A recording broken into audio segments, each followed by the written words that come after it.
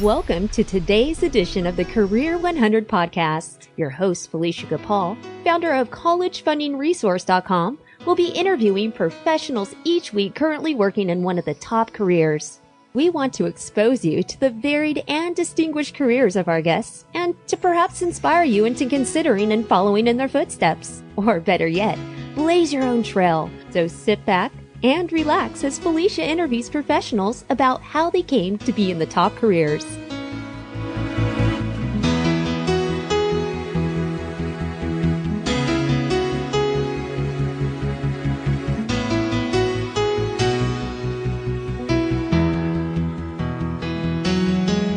Everybody always goes back to talking about the weather because it's the one thing everybody is involved with. And so I think that it creates a certain level of demand that's just self-sustaining because everyone's affected by it one way or another. It's trying to think of a better term than mass appeal, but it's just a mass appeal kind of thing that people are always going to be interested in, and it always affects everyone.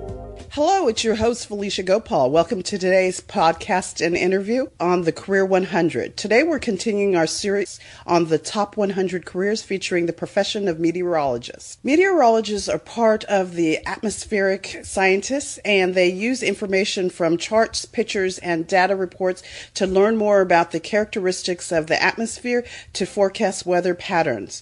There are specialties within this field. The most common is the operational meteorologist. This occupation is responsible for assessing weather conditions using information collected from satellites, weather stations, and radar equipment. They are expected to grow, according to the Bureau of Labor and Statistics, about 11% between 2010 and 2020. And most new jobs will come from the private sector because increasingly a lot of the industries rely on customized weather information for their business operations and needs. Our special guest is Paul Poteet, who has been a part of Central Indiana's media since 1982. He's Indiana's weatherman, and he's a meteorologist and morning drive radio character. Every day he is heard on 6 radio stations, and his webcam weather is seen in 6 newspapers and entertainment websites, including IndyStar.com. It is my pleasure to welcome today's guest, Paul Poteet. Thanks a lot, Felicia. I appreciate it.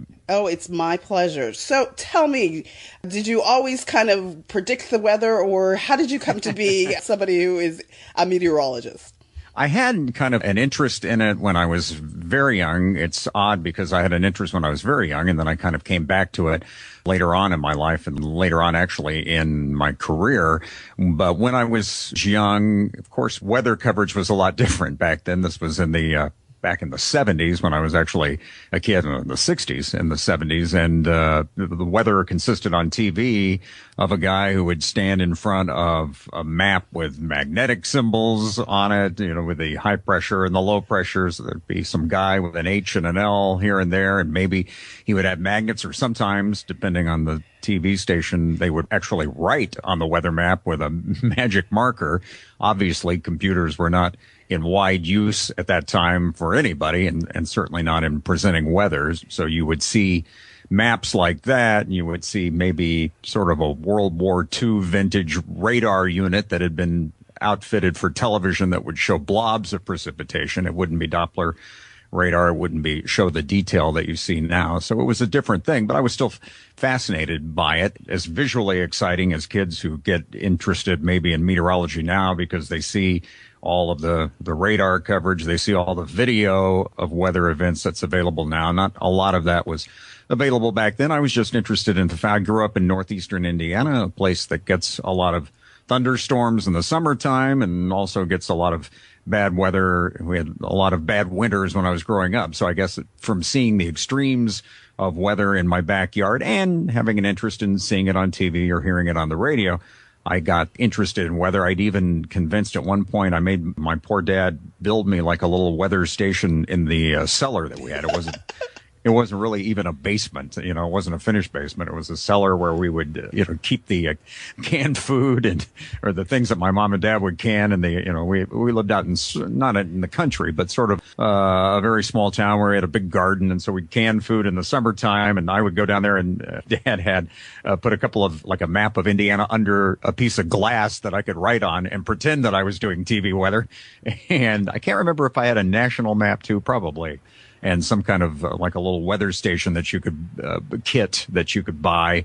I can't remember if that was at a store or through the mail or whatever, that you would put the little set it up and measure the weather where you are and keep track of the pressure falling or rising for a couple of days. So I had a little weather geek in me back then. And then it sort of went by the wayside, because when I first got into broadcasting for many, many years, I was a disc jockey and voiceover person, and I still do all of those things from time to time. The weather didn't really come back around for me until I moved into it from another television job in the mid-'80s, several years into my career. I ended up doing television weather. So I kind of went back to that interest that I'd had as a kid.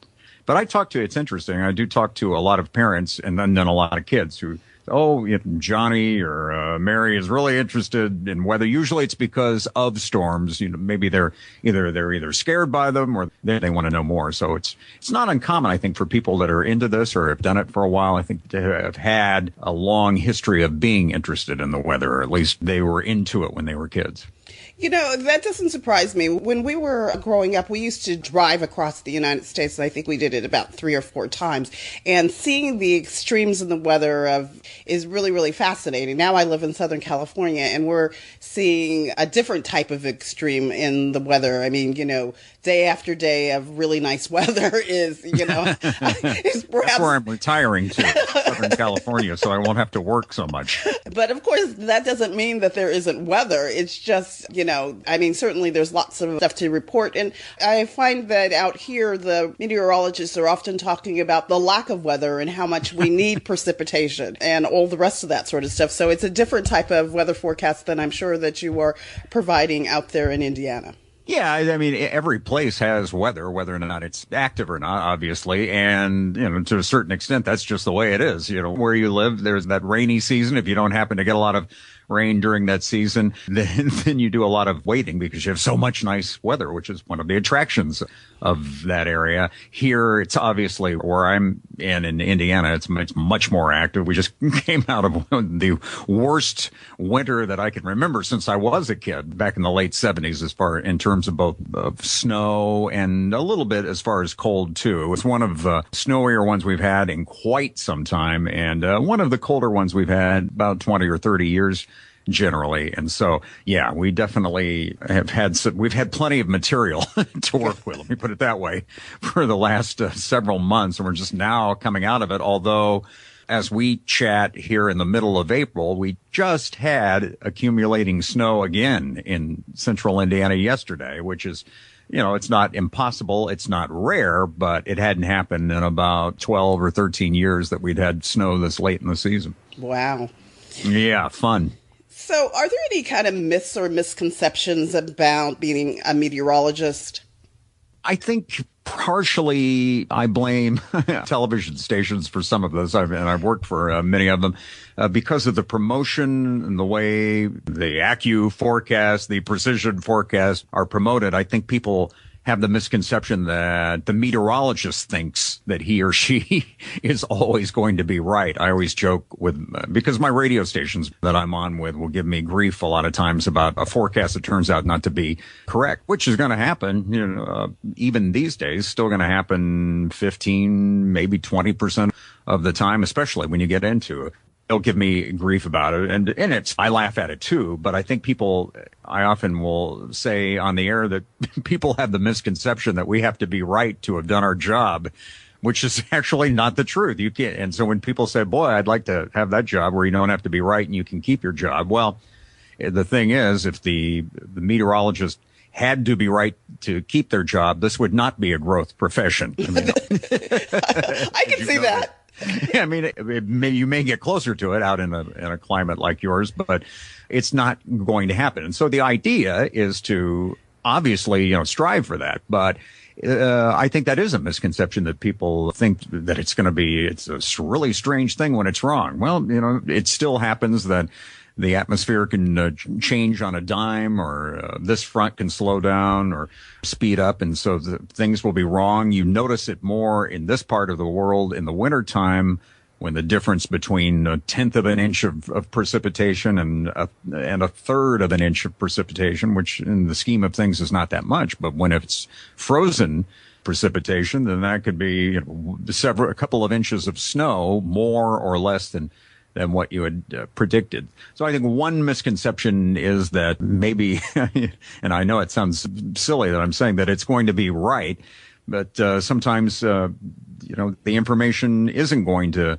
be correct. And I think some people thinking about this as a career might think, wow, they have to be right all the time. Well, no, you don't have to be right. You have to make the best forecast. Now, if you have a pattern of, of being 50 degrees off every day, and everybody else around you, seems to get it right, then yes, you're gonna suffer for that. But you take the best available information and feed that into the computer models and feed it into your brain. As far as other misconceptions, probably that if you are going to be a meteorologist, you have to be in media, which is not necessarily the case too. You mentioned in your introduction that the biggest growth area is private industry, and that is true, not only in forecasting weather, but also in going back in a field called forensic meteorology, where you go back and maybe analyze weather. I have, aside from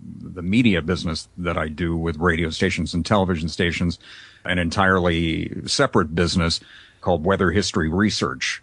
And that works with primarily insurance companies, sometimes private entities, sometimes attorneys, but primarily insurance companies that are seeking to verify weather events and where hail may have affected somebody who had insured property, where lightning may have struck, where winds may have gotten gusty. And again, that's all that requires a meteorologist, but it's not maybe what people would think of when they watch TV, that, oh, this is all a meteorologist does, or maybe they know that there's meteorologists that work out at the National Weather Service out at an airport where they live. Those are all important things and probably the most visible types of meteorologists, but there are other things that you can do with it in the field other than being on the radio or being on TV. That's not of interest to you, then there are still things that you can do. So I think that might be a misconception also, or it's possible if somebody's done the research, I suppose they might already know that. But so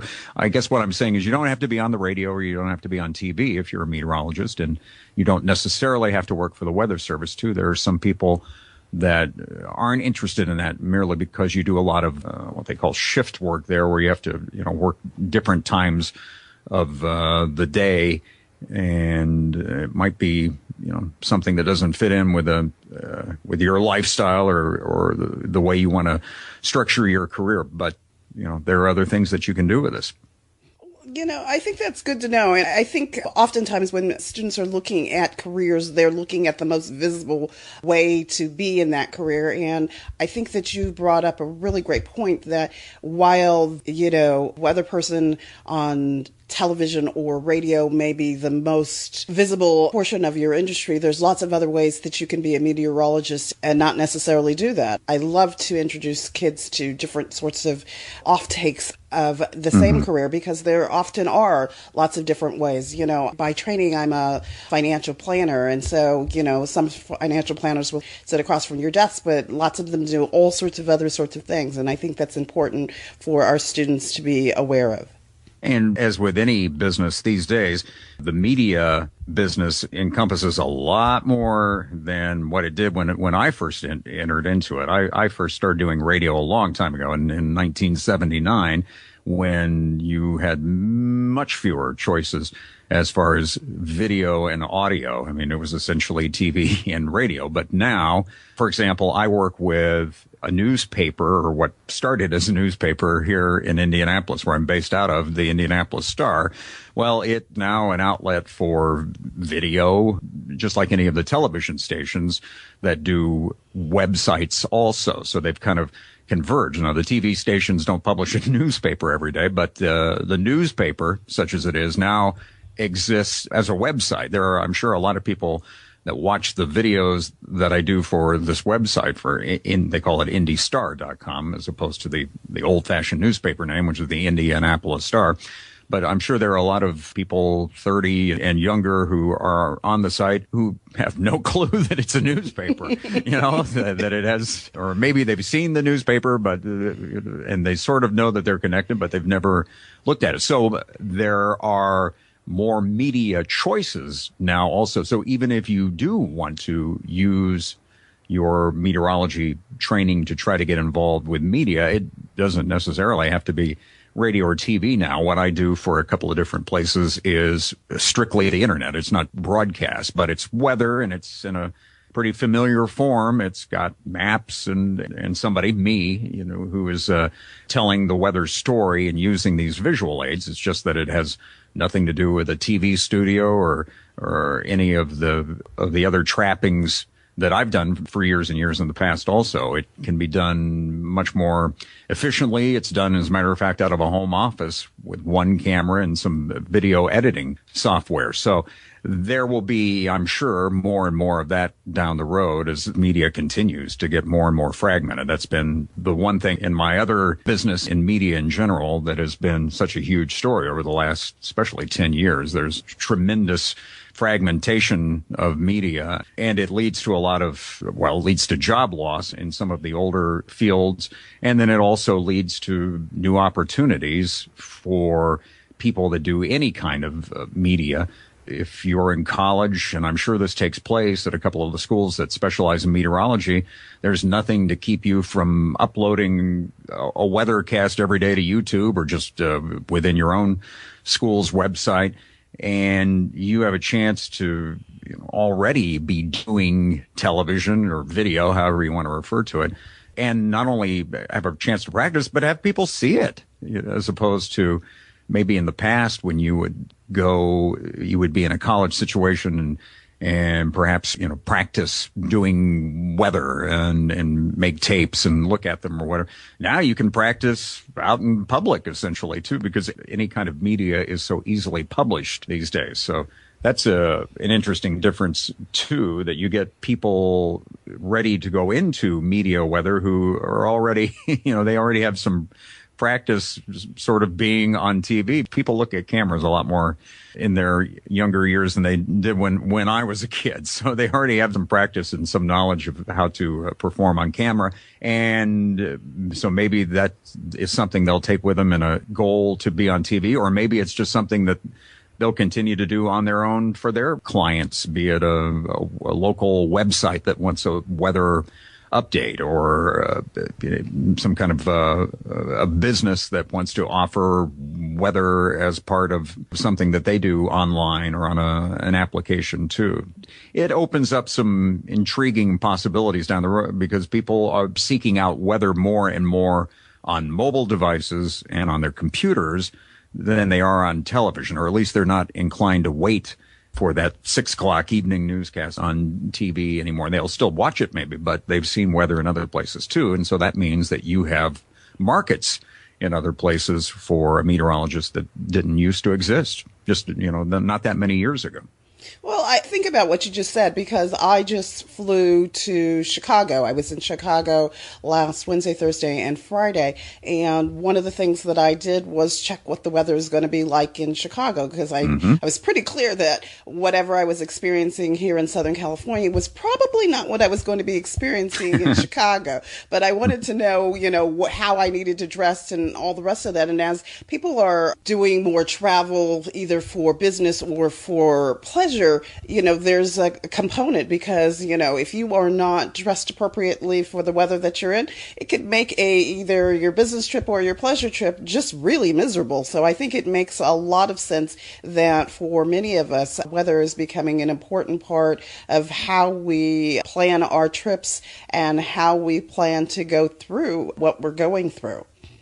And it's so easily accessible. The data thanks to the Weather Service and all of the observers across the country, there is a network that is in place of all of these observations, and the raw data they produce is easily parsed by computers and by different programs that slice and dice these and pieces of weather information, then make it look a little prettier or make it easier to digest. Then that infrastructure has been in place for quite some time. And I think that has always been one of the categories of interest on the internet right away. Once people started getting online and discovering, hey, it's easy to find all of this weather information online. When I was doing the radio weather service back in the mid-90s, the very first couple of years, I would actually call up voicemail number and record the feeds, and then the stations would call in at certain times and just roll a tape on that. Of course, now it's all MP3 files. But one of the things I remember is getting our first home computer sometime in the early to mid 90s and using a service called CompuServe. Yeah. And that there was a whole area, a whole category of CompuServe. Of course, you had to type in a series of just numbers to get to it. But a whole, section of CompuServe that was devoted to the National Weather Service and all of their products. And I just remember the light bulb going off over my head. Wait a minute, this is all online.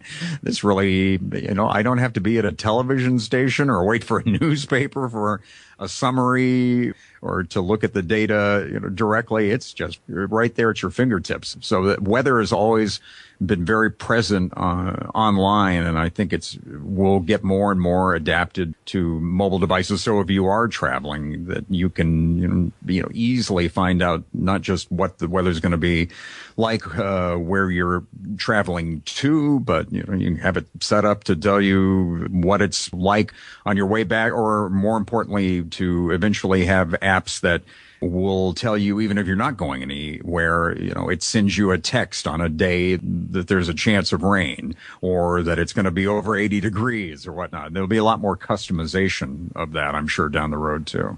Got it. So that really kind of speaks to one of the questions that I have on my list, which was, what was changing in your industry that somebody who was getting started needs to be aware of? You talked about customization. You also talked about fragmentation. Is there anything that you would add to those two conversations, or would you expand on those? Well, there is a trend toward now, with it easier and easier to disseminate weather, that device in your hand becomes more of your personal weatherman or weatherwoman. So maybe you don't need the person on TV quite as badly, and there won't be as much of an audience bonding with weather personalities down the road as there has been in the past. And I think there's some of that going on already, where younger people, it tends to be, in my case, for example, may know me from what I do with radio stations as more of a personality than they know of me as somebody who did television weather. And I think that's being driven in part by the fact that as the information is more readily available, it becomes more of a commodity than what it used to be. If everyone can find out that it's partly cloudy today with a high of 51, then why do I need to wait for you? So what I've tried to do on the media side of things to anticipate that is to become sort of double down on the personality portion of it. What I do typically with radio stations or even the videos with the newspapers and such is to bring as much personality as is permitted, by the whatever outlet it is, bring as much personality and maybe a little bit of quirkiness to the table, and on some of my radio stations, just out and out comedy to the table. You still do the weather, and you're still a meteorologist. Nothing changes about that, but you emphasize other things in addition to it, the weather information itself. So you combat, or at least I do in this case, you combat the fact that the information is more widely available by adding something to it that still isn't widely available, and that is your personality. You try to emphasize your unique selling proposition. So I would think that down the road, people that are wanting to do this on radio or TV or audio or video, whatever that is in the future, are going to have to, they're definitely going to have to be sharp, be fun or attractive or something. There has to be some reason. I don't think you can just take your weather knowledge and expect to stand out quite as easily down the road. So one strategy I've had to combat that is to emphasize personality in the media work, and then also to diversify outside of media too, and to offer the X's and the O's to the companies that are looking for just the information, because again, the research, the forensic meteorology is not as widely available as the public forecast. And so you want to deal in something, it's like any market, you want to deal in something that's not widely available because it's easier to make more money. If something is very common, then the price goes down. That's just the way it is. So one thing that has definitely changed in the business is that people other than the weather people involved have access to the data. So you've got to be bringing something to the table in addition to the meteorology knowledge that you have.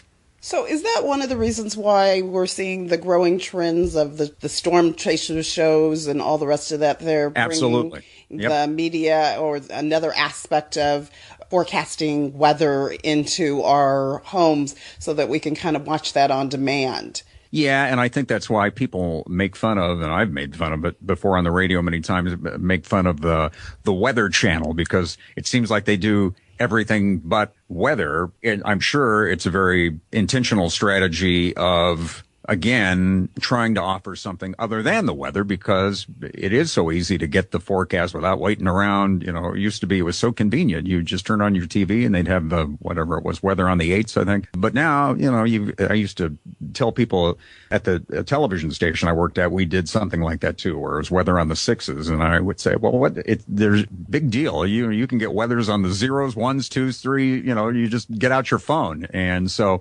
emphasizing that may not be as big of a deal anymore. And so I'm sure that somebody at the Weather Channel decided that a few years ago, that our at least immediate future would be brighter if we did programming other than just, the weather conditions and the weather forecast. If we tried to jazz it up with some more, drama to emphasize the extreme weather, because here's the secret about storms and such. They don't happen all the time. So if they try to go that route and do only advertise and market themselves as the place to go when the weather is really all heck is breaking loose, well, a lot of times it isn't breaking loose. And so what they've done, I think, is to try to emphasize, these documentaries and such have something going on all the time anyway, where they go back to the past and present those as features, movies, whatever. And so I think that's, that makes some sense, even though it's frustrating for people who maybe had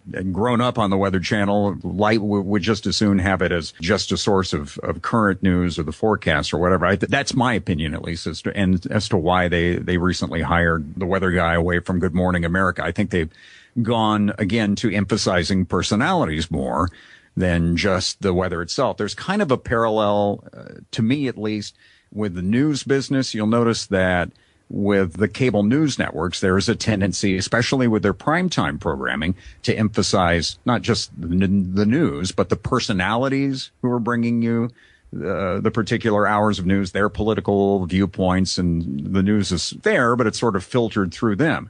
And I think it's the same way with the Weather Channel. They still have some weather, but they're trying to run it through these personalities, because much as is the case with news, where maybe you've already heard on the radio or seen on your iPhone what the headlines were and what the stories were by the prime time comes around.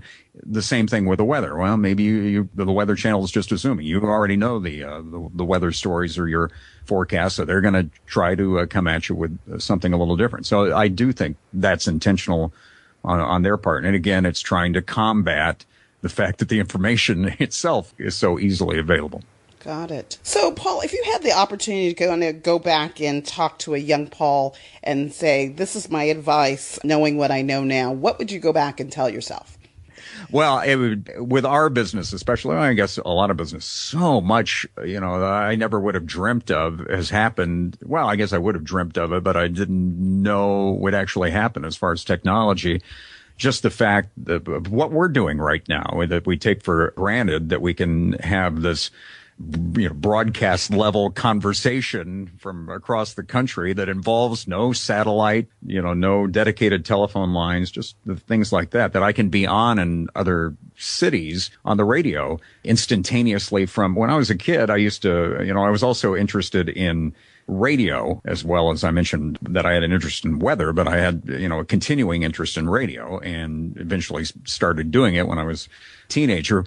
But I would sit in my room as a kid and pretend to be on the radio, talk along with We all did. Yeah, you talk along with the DJ or talk over the beginning of a song, whatever. And so I do my little show. Well, now in my home office, which is a spare bedroom, I sit in a bedroom and I'm on the radio every morning. If I had told myself back then when I was a kid that, you'll actually be doing this, not in a radio station, you'll actually just be sitting here just like this.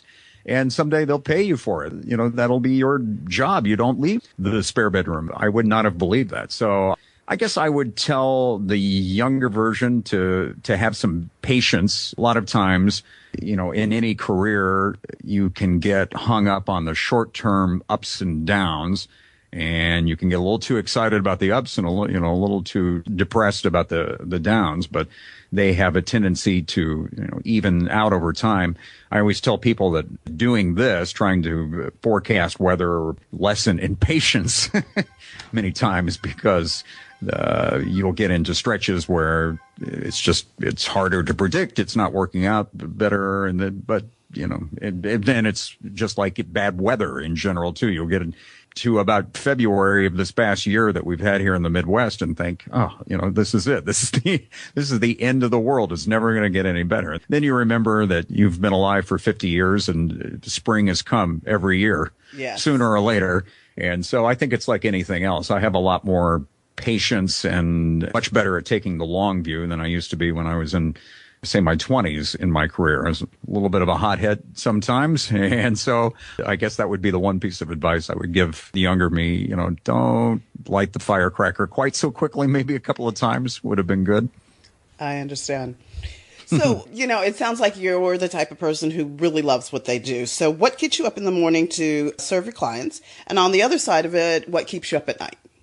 3 different alarm clocks get me up in the morning to answer your question literally, because to make any kind of money in radio is to be involved in what's called morning drive time, time of day when the morning shows are on the radio, because people still use radio. They might use online listening and they might use their Pandora and whatnot a lot while they're at work in the middle of the day or in the evening. But old-fashioned radio with towers and AM and FM still rules in the morning when people are getting ready, just because of its convenience and being in cars and such. So because of that, morning radio shows start as early as 5 o'clock. And so I'm up at about between 2:15 and 2:30 in the morning, and to, start getting the weather together for the different cities that I'm in and to do some of the preparation work for that. So what gets you up in the morning is, I always joke, it's a little bit of panic, because you just have to be sort of ahead of everyone else in their routine so that you're there for them. And so I think that's part of it, knowing that so many people depend on you, and not even the abstract idea of people depending on your forecast. I mean, my other partners, the different radio stations and the websites and the newspaper and such, they all are, we're in business together in different ways where, they need this content, and, obviously I need their business. So, I mean, it's like any other transaction that it's a win-win. And so, just knowing that they need you every morning is what gets you up for it, trying to do a good job and trying to be better than what you were yesterday. As far as what keeps you up at night, a lot of times that is where just the plain old weather comes into play, where bad weather, literally keeps me up at night. And I'm not talking about I'm bothered by thunder or whatever. It's just when weather is in an active mode, that can actually keep you up at night, or if snow is just beginning. And people now, especially online,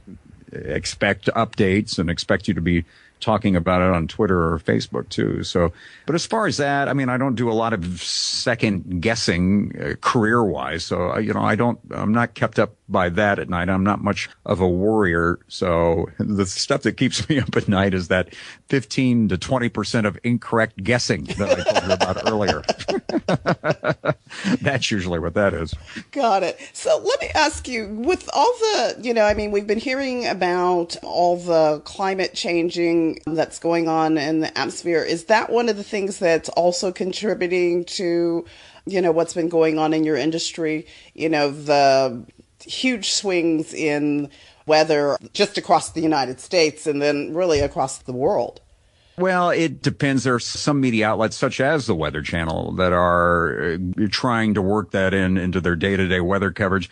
There's not a consensus among, or at least from surveys I've seen, among people in the media who are meteorologists. It sounds two words that say the same thing, but there's no particular consensus that there is any kind of particular warming, for example, going on. I think there's 100% consensus that there's climate change, because there's always climate change. I mean, that's just natural. And there is some evidence that we are in a more, just generally active pattern with respect to some weather events, such as the winter that we just went through, which is one of the colder ones that we'd had around here in about 30 or 40 years. But there's also evidence in the last couple of years, especially in this part of the world, in the United States, generally colder temperatures that really, about the last 15 years, have not continued to move upward as they appeared to be, that they might be doing for a while in the later 80s or early 90s. So it hasn't been much of an issue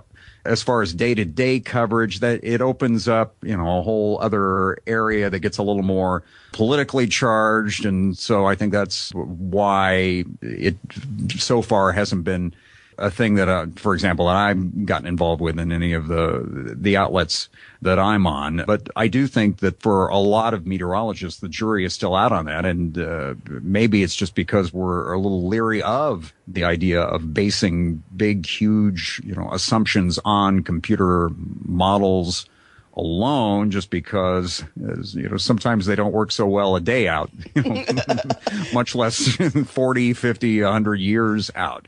So it's interesting. I guess the short answer to that is that I think there's as much disagreement within the profession as there is, among the general population about it.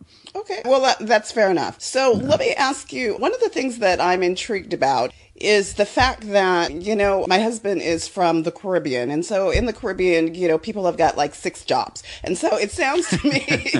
I am that man. It sounds to me, and I was just kind of wondering if you are doing that, or if you're seeing that kind of across meteorologists, that they are working for different types of outlets, providing similar types of information. You were talking about, the 6 radio stations that you're on. You were talking about an aspect of it where you're on television. Then you've got your own business that you're doing. Is that also one of the things that is changing in your industry? I haven't run into a lot of people like me, only because generally, like, for example, most of the people that you hear doing weather on radio stations are generally associated with television stations as doing weather. Now, I do television work, and I'm actually in one of my other lives, one of my other 6 lives, I'm the co-host of a program that's syndicated nationally called Pet Pals TV. And it has nothing to do with the weather or meteorology. It's all about, pets and animal stories. And it's on in different markets across the country. So I do television, but I'm not a TV weatherman per se anymore. So it's unusual for somebody who's not either on TV locally, or maybe there's a couple of national weather syndication companies like AccuWeather and the like. But a lone weather wolf, a one-man band, if you will, doing what I'm doing in the different directions that I am, is not as common as a more typical scenario of where you work for one place, or maybe you do a little bit on the side for a second place. So I think I'm atypical, but I do think that there will be more of this down the road. I've read one time some book or an article about that we were becoming a nation of freelancers, And the one job for 10 years or 5 years, whatever kind of idea, won't be all that common down the road. So I definitely think that there could be more people doing the mix that I do down the road. I don't know if it'll be quite as broad as what I do because I'm involved in media, weather, and then I'm involved in forensic meteorology. I do voiceover work for companies. I do some things that I've done for years and years and years that I just keep on doing for clients, again, that have nothing to do with weather. So I am kind of an odd case. Okay, that's fair enough. So why do you think that being a meteorologist is on the list of the top careers? Well, I think it serves that need. You were talking about earlier what gets you up in the morning. It's you can always convince yourself of this. People want to know what the weather is. It's one of those things, as we do get into a more and more fragmented world where people have, there are literally hundreds of channels that you could be watching in the evening, as opposed to when I was a kid and there were three or four or five channels on at night. I mean, think of it. And there are fewer and fewer things, not everybody. And plus, when I was a kid, we had, what we used to be called like top 40 radio stations where everybody would kind of hear, like the most popular song, and there'd be R&B or soul music, they called it back when I was a kid.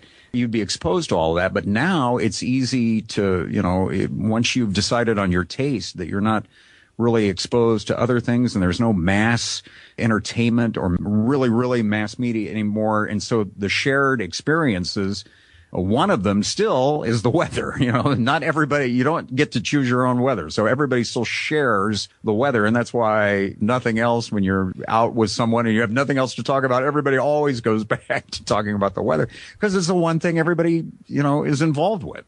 And so I think that it creates a certain level of demand that's just self-sustaining because of that, because everyone's affected by it one way or another. So you can rest assured that you're not going into a business that eventually, nobody's going to care about. Now, the business itself may change a lot, but I think that's probably why it's on that top 100 list, because, it's trying to think of a better term than mass appeal, but it's it's just a mass appeal kind of thing that people are always going to be interested in, and it always affects everyone. Well, that's certainly true. And it's also something that everybody's got an opinion about. It's either too hot or too cold or too this or too that, so everybody's got an opinion. So not only does it have the mass appeal of it being something common that we can all talk about, but everybody's got an opinion about it. I was just at Disneyland yesterday with the kids. So, it starts out, it's absolutely beautiful. And by the end of the day, it's getting a little cold. And so I just remember that we had conversations about how beautiful it was. And, towards the end of the day, oh, how cold it was, and you have to understand this is California cold as opposed to Indiana cold. So. You beat me to it. I was about to say you are not allowed to complain about the weather where you are. Well, that's it. I guess I would say too that if you're a would-be meteorologist listening, and if you're gonna go into meteorology, you've got to also learn not to take it personally. I mean, because people will complain about the same thing over and over again. Or, for example, we just came out of that really long winter. You post something on Facebook about 6 to 8 inches of snow, and you get 5 people say, "Great, yeah," and then you get 5 people that say, "This sucks," blah blah blah, and you can't please everyone, and you can't take all of that personally. You would go crazy. So I think you have to develop a little bit of distance from what you're predicting and who you are. Absolutely. So Paul, do you have any final thoughts that you'd like to share with us and my audience? Oh, well, good luck. If this is what you go into down the road, I'm ready to retire in about 10 years. So there's going to be plenty of, there'll be plenty of jobs. There'll be at least 6 jobs that are available. Yeah, there'll be at least half a dozen to a dozen jobs that open up then. I'm optimistic that it will continue to be a growth industry. And again, I don't know what kind of areas of growth it'll be in, because I can't tell you how people will consume the product 10 years from now. But yeah, I would say pursue it. Things can happen that you dream about. And I would go back to sitting in a room and pretending you're on the radio. I mean, I essentially over the years have done what I thought would be cool to do when I was a kid. And so it's certainly possible to do that, and good luck with it. All right. So, Paul, if people wanted to get more information about the meteorology profession or to get in contact with you, how would they go about doing that?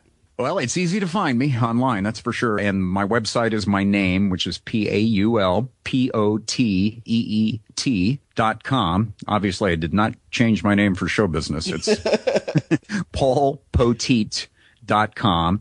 And the separate business that we run, which again it's not so much in the public eye, but it's a public business, but it's targeted toward insurance professionals and people that need weather data. But that it may be of interest to people who are interested in meteorology. That's weatherhistoryresearch.com. And those are the two main. And then from my website, there are links to the IndyStar.com and to WZPL.com, which is my flagship radio station that I work with in Indianapolis, and Pet Pals, the TV show that I'm on that I was talking about, the magazine show. So it's all collected there within the main website with my name on it. All right. So we will definitely include links to paulpoteet.com. So if you are listening in your car and can't write that down, just go to our show notes and it will be a link in our show notes. So Paul, it has been a pleasure. I've learned a lot about the industry. I've learned about how it's changing. I've learned about how you are changing the industry with the way that you're doing it. And I thank you very, very much for your time. Well, thanks for having me, and tell your husband, if he ever wants to give up one of his jobs, to call me first. Call you first, absolutely. To learn more about the college planning process, I invite you to visit our website at www.College Funding Resource. I also encourage my listeners to keep coming back to listen to more of our Career 100 podcasts. If you like our podcasts, we invite you to go into our iTunes channel and rate it. At College Funding Resource, you'll be able to listen to guests like Paul who have valuable information to share about different careers for you to consider. I also want to thank my listeners for joining us today and hope you will join me again for the next installment of the Career 100 podcast. Thank you for listening to today's edition of the Career 100 podcast. If you would like more information about planning and saving for college, please visit our site at www.collegefundingresource.com. That's www.collegefundingresource.com. This is Jen Reynolds for the Career 100 podcast.